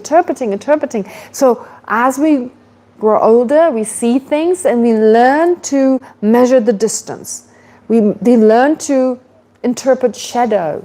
We learn to interpret earlier things versus further. We have a sense of dimensions. And you learn this with the mental consciousness, but it influences us how we see things. So they are interconnected, the two. But the point is, it's the mental consciousness that is transforming, advancing, basically enabling us to live in this world in a way without hurting ourselves, even utilizing the sense consciousnesses in that way. You don't find that explanation in the texts, but it doesn't make any sense to me otherwise. It doesn't make any sense. I'm certainly not seeing the world the way I see it when I was a toddler. There's no way, taking the example of someone blind since birth, that they can't see easily. So there must be more to it. But it's definitely not my eye consciousness changing, it's the mental consciousness, because it's interpreting the whole time and making sense of the things I see. All right, anyway, sorry. Didn't need to go into that many details, but okay. The path of the universal vehicle can be defined. So how can you define it? For instance, as a virtuous mind. So a path consciousness is always virtuous. It's never neutral. It's never non-virtuous, a path consciousness. Okay. So what is a path consciousness? Okay. Virtuous mind sustained by bodhicitta. So a path of the universal vehicle, it's always strengthened, it's always influenced by bodhicitta. A virtuous mind. So if you have a virtuous mind as a bodhisattva that is somehow not strengthened with bodhicitta, then it's not a path consciousness. It's a virtuous mind, it's great, but something that is supported by bodhicitta, even if bodhicitta is not actively there. What does that even mean? It's somehow, even when bodhicitta is not active, there's a taste of it somehow. There's an influence coming from it. Yeah, it's like the example I gave many times before. When you're in love with a person, you've been newly in love with that person, but right now that mind that is in love is not active, and still all your other minds are influenced by that. It's like everything looks beautiful, everything looks pink, everything is, although you're not thinking of that person in that moment, but still your perception is influenced. Or the opposite, if you're grieving, if you have experienced very deep grief, so you may forget about losing that person, you're busy with something, you forget, and still it influences you. So I'm thinking it's not exactly the same, but I believe it's similar, that certain practices, they're moistened by bodhicitta, to use a kind of poetic kind of word, right? They're kind of influenced, they're strengthened even by bodhicitta. Yeah? So that's why bodhisattvas try to bring to mind bodhicitta again and again and again, so that many of their virtuous actions, so they try to make any activity virtuous, because especially in the beginning, it's difficult to have bodhicitta automatically sustain every virtuous action. So then, as Lama Zopa Rinpoche, for instance, advises us, when you walk up a stair, think you're doing it for the benefit of all sentient beings. So bring that mind back. So that action, well, if you're already a bodhisattva, it becomes a path consciousness, that mind that intends to walk up the staircase. So just something simple as walking up a staircase becomes a Buddhist practice. You have to walk up and down all day long. You're not always sitting on the meditation cushion. And so every activity becomes Buddhist practice. But for us not as bodhisattvas, we train our mind in that direction. So it serves many purposes. So one, for us ordinary beings, to make any ordinary practice something special and accumulate virtue and accustom our mind, familiarize our mind with bodhicitta, but even for a bodhisattva, to always make sure bodhicitta is somehow involved. And you can, for instance, if you generate even fake bodhicitta, like even if it's not real, I'm not even saying contrived bodhicitta, like even bodhicitta that is not driven by great compassion. Contrived bodhicitta is still driven by great compassion. It's not that spontaneous kind of mind that spontaneously pops up. We need to make an effort, but it is driven by great compassion. So there's a different form, and that will be explained later, a different type of compassion, a different type of bodhicitta, not driven by great compassion. You read something, you're inspired, and you generate that mind. You meditate, you generate that mind, for instance. Or you force yourself, but it's not really based on great compassion. You try to have some compassion for sentient beings. But anyway, when you generate that, when you walk up a staircase, then you think, I'm doing this for the benefit of all sentient beings. And the next thought you have, in that moment, this version of bodhicitta that is not real bodhicitta is not active in your mind, but it's still sustaining your activity of walking up the stairs. So you walking up these stairs becomes an incredibly positive action, and it's exercise. I mean, you're exercising your legs and your mind. Right? Lama Zopa Rinpoche has books on this. I mean, a whole long books, every thought you can have. You drink some water for the benefit of all sentient beings. Cheers. And so on, right? You do it for the benefit of all sentient beings. That is incredibly beautiful. Again, the power of the mind. You don't need to sit in an uncomfortable position. You can do it anywhere, everywhere. It's so cheap. You don't have to, find an expensive place in the desert where you have internet and it's all quiet. No, you can do it anywhere. It's incredible. So all we need to do is do it. Do it. Just when you walk out, when you walk down, I'm going down to the lower realms to take up all sentient beings, or whatever you want to think, or I'm closing this door for the benefit of all sentient. I mean, it's just remembering sentient beings all the time. May I one day become this incredible person and be of benefit, but just telling them what I need to hear. Right? Okay. All right, anyway. As explained earlier, this means it is at heart. And so what is it? Universal vehicle, the definition of the path of the universal vehicle. I don't want to use the word Mahayana. So it has like a kind of slightly denigrating, one is greater than the other. So universal vehicle, that's the vehicle towards awakening. And then the foundational vehicle, which is the foundation of the universal vehicle, that's what's sometimes called Hinayana.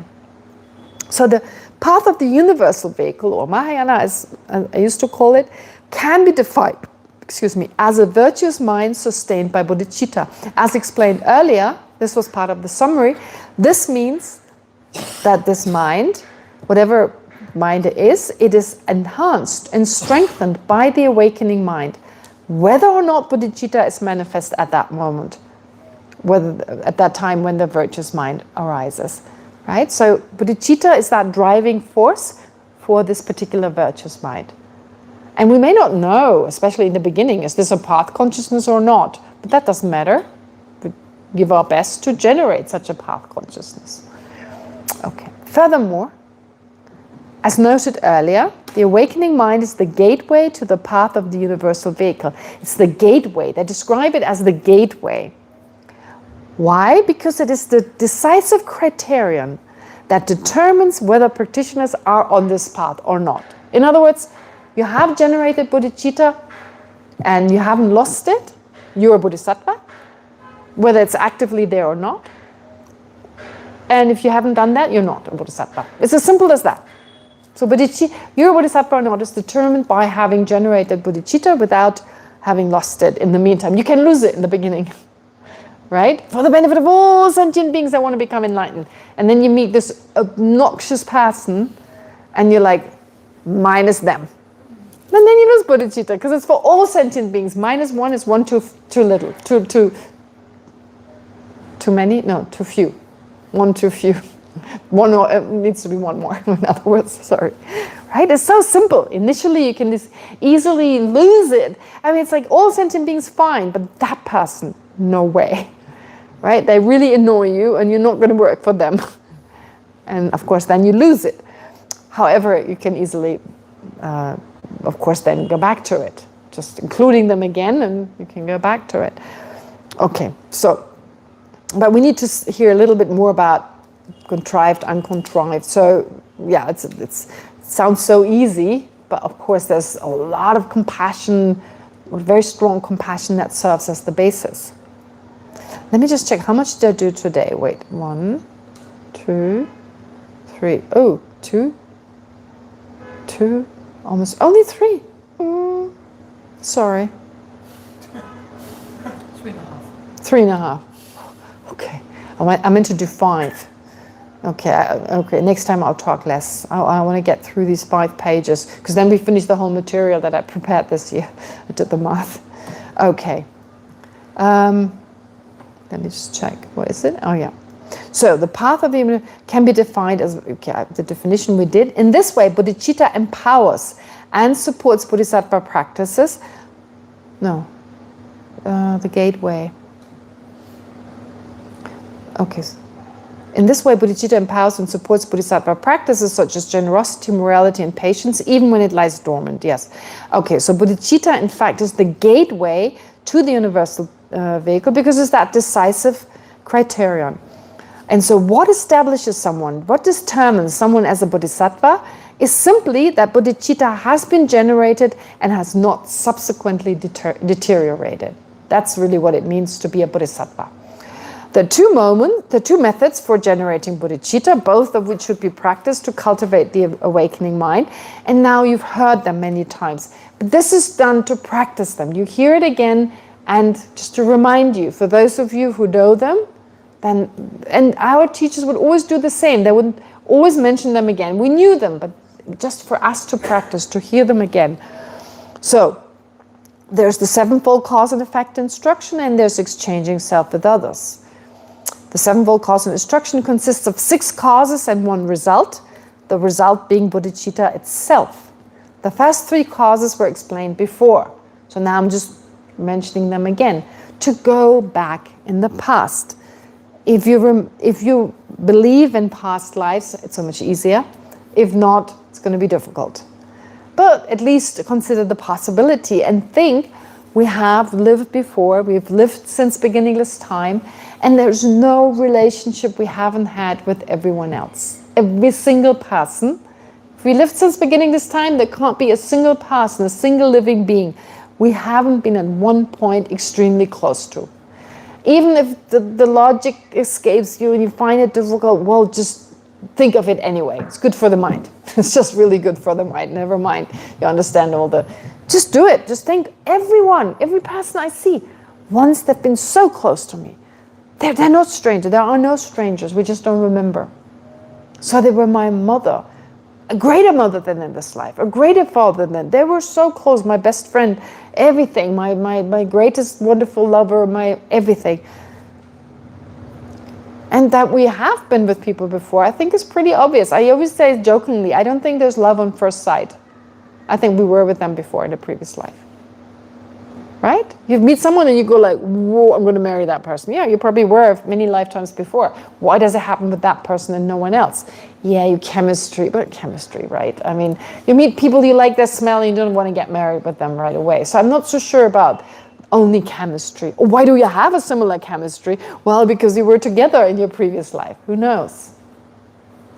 So therefore, yeah, so when we meet people, sometimes we like them right away for no reason. We feel scared of them for no reason. To me, that's a signal that, yeah, we met before and we have a past, but we don't remember. And if we've lived since, if we have had any relationship, there's no stranger. They were once so, so close to us. So if you really feel that from within, there's no stranger. There's just these beings that, due to causes and conditions, they've changed, as did I.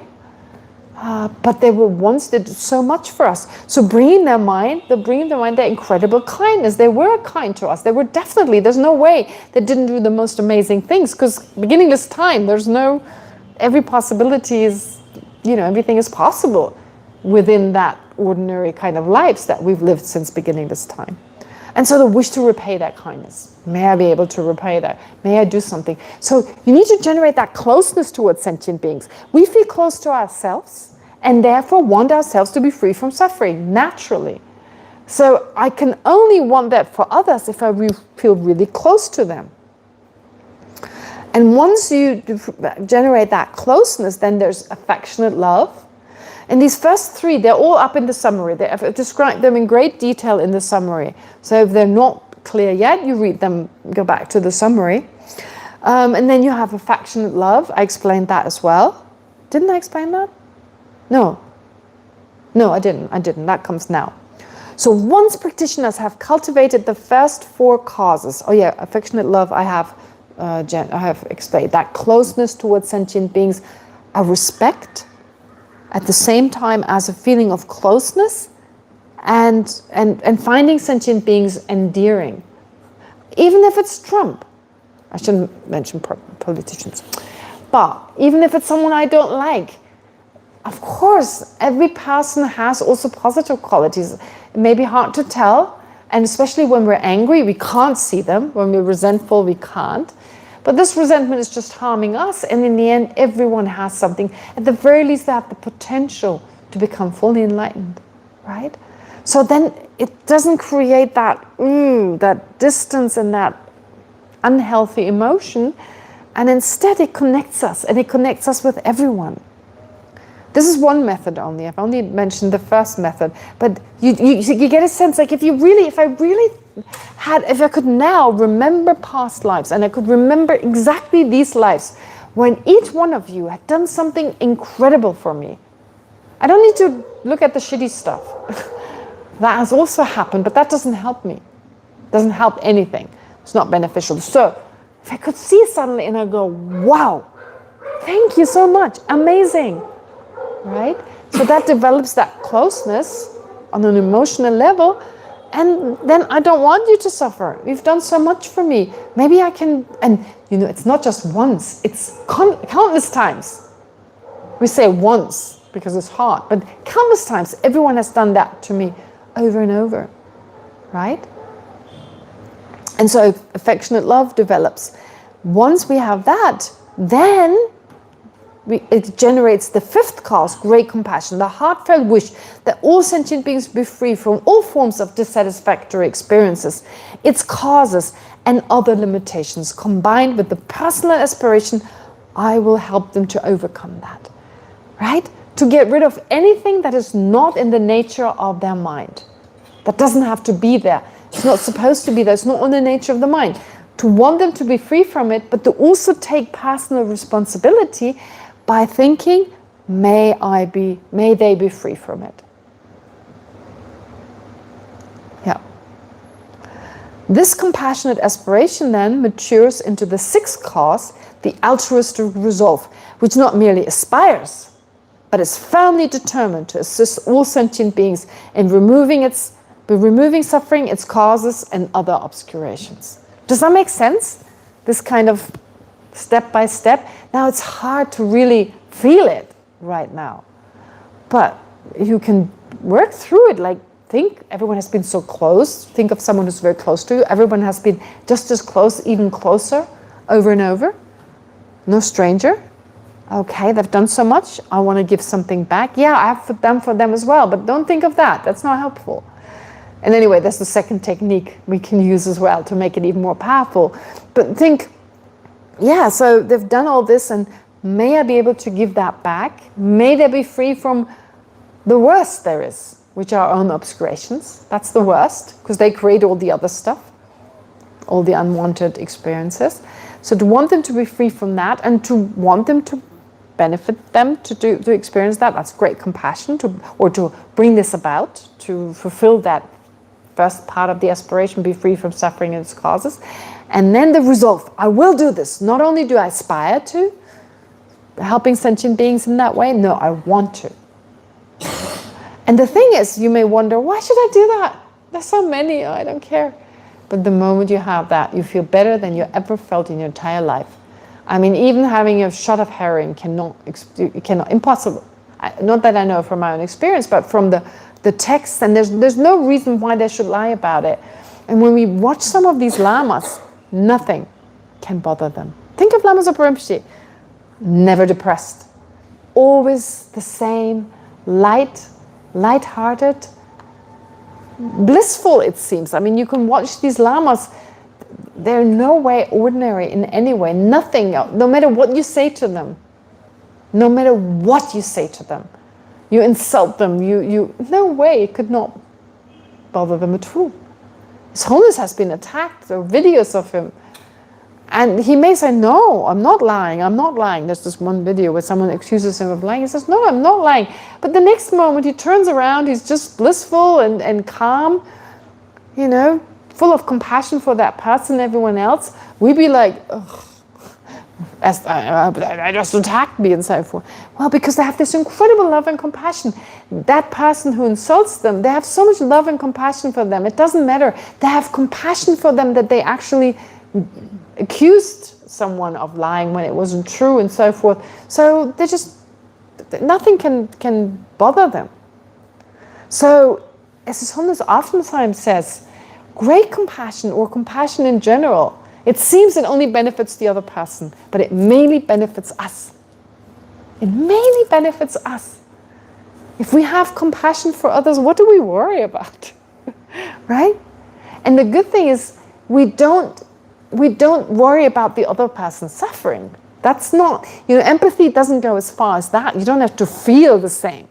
Just get a sense of what they're going through, have an understanding. You don't need to exactly feel it that way. Not even the Buddha feels the suffering of other sentient beings, because otherwise the Buddha would suffer, and that's impossible. But understand it, and understand it's impermanent, can be removed, and I can do something. I have the opportunity, I have to take responsibility. So instead of leading into depression, you feel even more determined. It gives you more strength, more determination. Okay. So the altruistic resolve. And on the basis of the altruistic resolve, practitioners now reflect on how such a determination can be fulfilled. How can I bring this about? How can I do something incredible for everyone? Well, eventually you recognize that it's only possible by first attaining Buddhahood. Of course, we need to learn about Buddhahood. What does it mean? Why is it so beneficial? Because only the enlightened state of a Buddha unites omniscient knowledge of all beings' minds with boundless great compassion and effortless, skillful means. It's effortless. You know exactly what to do, what to say. There's no effort. It's not like, oh, I'm tired, I need a vacation. No, once you're a Buddha, you know exactly the other person's mind, their karma, what they need to hear. You're driven by incredible love and compassion, and you have the means, the skillful means to teach. Skillful means, making it the most effective way to guide sentient beings in overcoming every mental fault and limitation. This understanding gives rise to the seventh step, the result, which is bodhicitta, the mind that aspires to attain the enlightenment of a Buddha for the benefit of every living, every sentient being. Right? It makes sense that we get there that way. But just making sense doesn't help. We have to practice it. A little bit every day, a little bit. Yeah, maybe in the morning we go through these steps. Sometimes spend more time on one particular step. Once you've spent some time, the next time you reflect on it, it goes faster. Doesn't need that much time. The second method is equalizing and exchanging self with others, which also culminates in bodhicitta. And that was explained again in the summary. Every step, right? How we're equal to sentient beings for so many reasons. Please read that if you haven't. And as Lama Tsongkhapa reminds us, once we've gone through this explanation of the true ordinary path, he's saying, don't just listen to that, practice it. Whatever you learn, try to bring it into your daily life. And don't be overwhelmed. It's like you take one, you practice that now, and then you find like, okay, this I a little better, now I can do something else. Yeah? And when you learn the Dharma and you spend some time, you realize it's not that much after all. I mean, it seems like there's so much to study, but it comes down to not that many different practices. In the end, it's this, bodhicitta. It's like what we said in the very beginning. Great compassion, bodhicitta, and the cognition of emptiness. It all comes down to that. And all the other practices are just extensions of that. Generosity, patience, and so forth. All right. Okay. How many pages did I cover? 4. Okay. Was it could I have gone a little bit faster, or was it too fast, or I just want to get a bit of a sense. It was okay. I try to be a little bit faster next time, a little bit. But I see, if it's too confusing, we can always slow down again. Yeah, okay. And for me, it's not about covering stuff, it's about understanding. Because if I can understand this, you can too. Anyone can. Absolutely. So, okay, if you have questions, I forgot my phone. Maybe it's in my bag. Or, there's no questions. Okay, good. Any questions here? So you mentioned that, you practice whatever you learn and go one by one or something. So have you ever felt like a burnout or something? You practice one by one and you practice, so you learn one by one and you practice what you learn. Don't you get a burnout? Haha. Yeah, well, that's part of the practice, not to get a burnout. You see, it's mindfulness and introspection and vigilance. Those are 3 heedfulness. It's also sometimes called. So you have 3 qualities. You have 3 mental faculties or mental functions that we need to develop. One is introspection, or meta-awareness, as it's sometimes called. To look inwards. Okay, how much can I do? Am I getting confused? Am I getting tired? Do I need to take a break? Am I still enjoying what I'm doing? It's not about covering a large ground in a short period of time. No, you do what you can. It should be joyful, and you should remain with the Dharma. It feels like you're in touch with the Dharma, and it's joyful. And every time you check, so with introspection, you check whether that's still the case. You're mindful, of course, of checking. Plus, you're vigilant. You need vigilance. So you need vigilance, introspection, and mindfulness. So in that way, you're aware of your own mind, and you can. So ambition is not. Ambition is to have a wish to do something is different from ambition. Ambition has an extreme kind of facet to it, an extreme quality. In that, you just want to do more, and you force yourself, and then you get a burnout. In Buddhist practice, it should be fun. Should be fun. It doesn't mean that you can't be in pain, sometimes your knees hurt, sometimes you're tired, but you still enjoy doing it. Sometimes, like when people binge party or something, they're tired, but it's so much fun to rave away or watch movies. I don't know, binge watch some kind of series. You're tired, your back hurts, but you want to know the end of it. Yeah? So it's fun.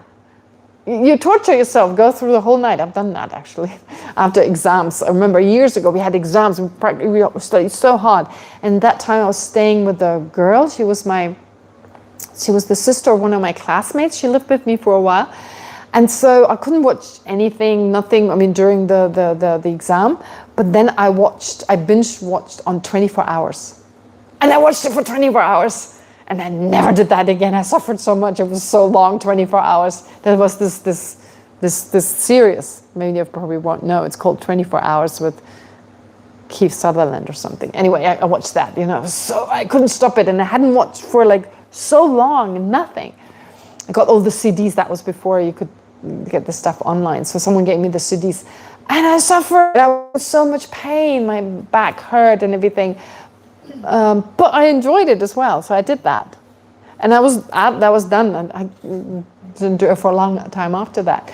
So the point is here, I enjoyed it, and I went through the hardship of going through the whole night. So similarly here, even if there's some hardship, you really enjoy it, you like it, you have fun. There's no burnout. I don't think you have a burnout doing the things you like the most. Is there a burnout on having fun with your friends? Oh, I've had so much going to the Dominican Republic and lie on the beach. I've had such a burnout lying on the beach and going snorkeling. I mean, that doesn't even sound right. So you see what I'm saying? Don't be in a rush. There is no deadline. There is this kind of, when there's great compassion and love and so forth, then it's different. But we're not driven by that right now. If we're driven by our self-centeredness, self-cherishing, don't give in to that. You're going to get a burnout, exactly. Yeah. Take it slow, be happy, enjoy being compassionate. And when you need a break, you take a break and watch a movie. So it's okay. But maybe look at the movie and think, so where's impermanence, where's suffering, right? And kind of interpret it a little bit in a light fashion way. Yeah. Any other questions? I did that actually once with the English students. They watched movies like crazy, and I gave them an assignment: write a paper on this movie and find the impermanence and emptiness dependent arising, and whatever else. They had to write a paper on desperate housewives or whatever. Yeah, because they were obsessive about it, so I might as well write a paper on it. Anyone here? Did I see anyone else? Yeah, go ahead. You mentioned that we should, like, whenever we approach dharma, we should take it to the heart, as if like it's very emotional connection that one forms. But then when emotion comes, then logic somewhere goes on the side, right? Like whenever we are attached or angry or in that. Okay. So Shubham says, I have mentioned that when you study the Dharma, it's ideal to bring in your emotions. But he says that's difficult because when emotions are there, logic is gone. For instance, attachment and anger. I don't mean the emotions that don't support logic, right? The emotions, positive emotions, love and compassion. And I'm not saying I can't be without you kind of love, right? That kind of, I love you, please don't leave me love. No, I mean love in the actual tradition, in the Buddhist way. I want the other person to be happy. That kind of mind works perfectly with logic. It is logical, right? We're dependent on other sentient beings. Our happiness is dependent on other sentient beings. So it makes sense to wish others to be happy because that brings me happiness. And that way, yes, attachment is a distortion. The mind that is attached, the way it perceives the object is attached to is distorted. It's not in accordance with reality. Therefore, it does not work well with logic. Once you apply logic, your attachment can no longer be active. So when I meant emotional states, I meant positive emotional states. Totally positive. I'm not saying generate a little bit of anger if you can, or generate a little bit of attachment. No. Those, watch out for those. Not those ones. But rather, positive states of mind, right? Okay, it's 6 o'clock. Did I answer everyone's question? There's one question. One question. Oh, please, can you, yeah. Last one. Everyone was our loving mother. Wasn't also Everyone our enemy. murderer before? Pardon? if everyone was our loving mother, wasn't also everyone our murderer? Our murderer before, yes, exactly. Of course, our enemy or our murderer, yes, they were. But that doesn't help to think about it. Of course they were. Of course they were. But what's the point? Because resenting them and having anger towards them is not going to benefit us. Yes, of course. There are a lot of ideas in Buddhism. You can take other aspects to mind, but these are just techniques. They're techniques. And we're applying them because they benefit the mind. Right? Yeah. So yes, I agree. But hopefully it's clear how, despite that being the case, it doesn't benefit us. So might as well not think about it. Right? I mean, it's like saying, well, broccoli is a green vegetable, but there's also this poisonous green stuff, and because it's green, shouldn't we also eat it, right? And no, one is poisonous and one is not. They're both green, and we are told by scientists to eat green veggies, but one, of course, so in this case, like, and I'm not trying to ridicule what the person says. It's a very important question, of course, very important question. However, here it's like saying green veggies are good for you in general. So in general, it's good go back in time and think of the relationship you had, but still the ones that are healthy and not the ones that are poisonous. So in the same way, I'm not sure this analogy worked, but okay, great. Thank you very much. And that's dedicate.